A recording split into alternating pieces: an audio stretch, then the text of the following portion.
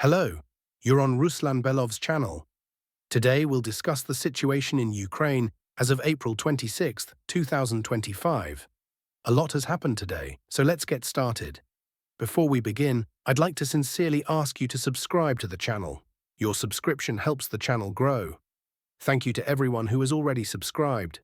We'll start with the very first news, more precisely with this footage prepared by the Russian Ministry of Defense. In these clips, we can see Russian Defense Minister Andrei Belousov arriving on a working visit to inspect the Kursk troop grouping. This was emphasized and clearly highlighted in today's materials from the Russian Ministry of Defense. This is very important information. Let me remind you that the 2022 campaign initially began with 4 troop groupings. The Joint Forces grouping, which included the Center, South, West, and East troop groups. These 4 groupings started everything we are now witnessing. Later, in 2023, Russia created another troop grouping called Dnieper, which still exists today and is responsible for the front line from the Kinburn Spit to the settlement of Orakov. In 2024, closer to summer, Russia also first mentioned the creation and existence of another troop grouping, the North grouping, which at the time began its combat operations starting from the settlement of Volchansk, generally from the Kharkiv direction. Later, units of the North grouping were redeployed to repel a Ukrainian offensive toward the Sudzha district. As of the end of April the 25th, yesterday, the North grouping was responsible for defending the longest stretch of the front line, from Bryansk, Chernigov to Kharkiv, and further to Belgorod. Naturally, such an extended front line could not be held by just one troop grouping. Apparently, for this reason, the Russian Command and General Staff decided to split the North grouping into several subgroups. It seems the North grouping itself will remain, but the Kursk grouping has already been separated from it. Most likely, the Kursk grouping will operate in the Kursk region, possibly beginning its combat operations there. Considering recent events and statements, this grouping will likely be responsible for an offensive toward the settlement of Sumy. Valery Gerasimov reported to the Russian president that Russian forces have fully cleared the Kursk region and Sudzha district. Today, the Russian armed forces successfully completed the clearing of the settlement of Gornyol. Russian sources also provided this video as evidence. In these clips, we can see Russian soldiers raising Russian flags on buildings in the southern part of Gornyol. Gerasimov also provided figures, stating that Ukrainian forces have lost over 76,000 personnel in combat. He also confirmed that pockets of resistance remain in the Kursk region, with Ukrainian units still present. However, the Russian army is currently identifying, tracking, and clearing these remaining areas. According to Gerasimov, all settlements in the Kursk region are now under control, though this does not necessarily mean every single territory. There may still be Ukrainian units in certain forest belts or areas along the border with Ukraine. We have yet to receive any information or geolocated footage from the large forested areas. Ukrainian forces might still be present there. For now, the reports only confirm control over settlements. The last 2 settlements where fighting occurred, Oleshnya and Gornyal, both came under Russian control within days of each other. Additionally, objective control footage has emerged from the settlement of Pokrovsk in the Belgorod region. Russian sources published clips showing 2 Russian soldiers calmly moving through the village with a Russian flag, confirming that Pokrovsk has been fully cleared and Ukrainian forces have retreated. Some pro-Russian sources have already marked nearly all territories up to the state border as under Russian control. However, most map makers, whether pro-Russian, pro-Ukrainian, or neutral, still show certain forest belts, fields, and border areas as under Ukrainian control. And again, if we delve into details, it's worth remembering that when Ukraine attempted offensives toward Koronevo, Glushkovo, and other settlements in the Glushkovo district, Russia destroyed all bridges across the same river. Once these bridges were gone, Russian forces on the Ukrainian side of the river withdrew to avoid encirclement. These territories near the settlement of Otruba, as well as along the same river, are still marked on most maps as under Ukrainian control. This means there are still isolated pockets that Russian forces may need to address in the coming days. However, this will not fundamentally change the situation regarding Ukraine's control over certain parts of the Kursk region and Russian territory.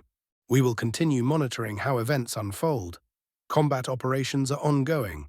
For example, new footage has emerged today from the area of Velika Rybitsia, where a Russian drone bypassed anti-drone netting and struck bridges that had been mined by Ukrainian forces, presumably to prevent a Russian advance. The bridges were destroyed by Russian forces, and now the situation looks increasingly dire for Ukrainian troops stationed near Zapsilia. The Sile River flows from Gornal south toward Myropilya, then west toward Velika Rybitsia, creating a natural pocket that could encircle Zapsilia. With the bridges gone, the village is effectively cut off. There is a high probability that after securing Gornal, Russian forces will push south to take full control of Zapsilia. If they succeed in pushing Ukrainian units back toward Velika Rybitsia, it could create a precarious situation for Ukrainian troops between Myropilya and Alexandria, potentially forming a semi-cauldron on this section of the front. An advance on Zapsilia could force Ukrainian units to retreat toward Mala Rybitsia or further into Sumy Oblast. This operation might even serve as the first major combat test for the newly formed Kursk troop grouping on the Sumy axis.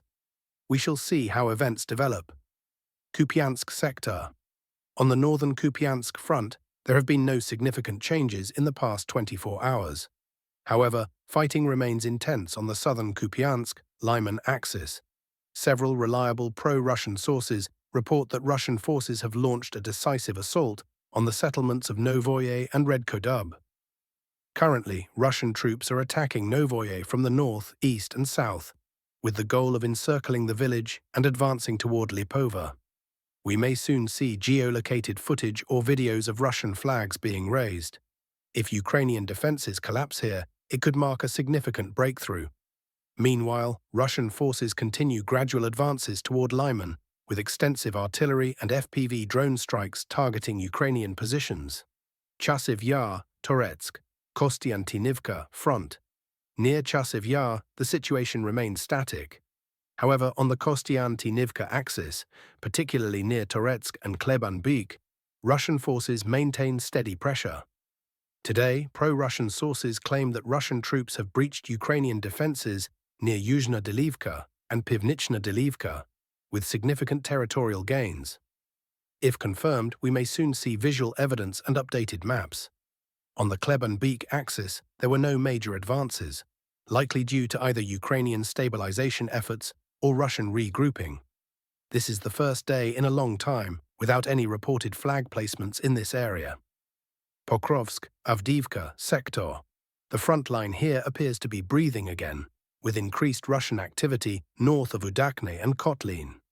Recent footage shows intensified airstrikes and glide bomb attacks on Ukrainian strongholds north of the railway line, suggesting preparations for further advances. In this footage, we can see the Pokrovskaya control station, or another key facility, being targeted by massive airstrikes and glide bombs. Soon, Russian forces may attempt to push further north, deeper into Ukrainian defensive lines, aiming to reach the settlement of Serhivka, located along a critical railway line still used by Ukrainian forces to supply their troops in Pokrovsk. Based on these developments, it appears the Russian army is trying to advance beyond the railway line, moving from Udakne and Kotlin towards Serhivka to seize the M30 highway and establish full fire control over this route. If successful, this could lead to a partial encirclement of Pokrovsk. Novoalexandriivka Axis Russian units are also advancing toward Novoalexandriivka. Pro-Russian sources have released footage showing Russian assault groups attacking across open fields in a northwestern direction. The clips reveal a large number of vehicles advancing on a broad front. Geolocation data confirms minor gains, though some neutral map analysts suggest the progress may be more significant. The objective of this offensive is clear: to approach Novoalexandriivka from the south and finally secure Uspanivka, which Ukrainian forces still partially control. Novopavlivka front fierce fighting continues near Bohdanivka. Despite relentless Russian assaults since early April 2025, the Ukrainian armed forces retain full control of the village. South Donetsk direction combat activity has intensified here, with Russian forces destroying Ukrainian strongholds near Novopil and Timirivka. Recent footage shows devastating strikes on both settlements. It seems the Russian command has shifted its focus from earlier attempts to breach Ukrainian defenses near Shevchenko and Vilna Pole. While Russian troops managed to gain footholds in these areas, the offensive stalled. Now they appear to be expanding the assault zone along Highway 05-10, aiming to push northwest and potentially partially encircle Huliai Pole in the near future. Closing remarks. That's all for today, friends. Thank you for watching. If you found this update informative, don't forget to like and subscribe to stay tuned for the latest Frontline developments.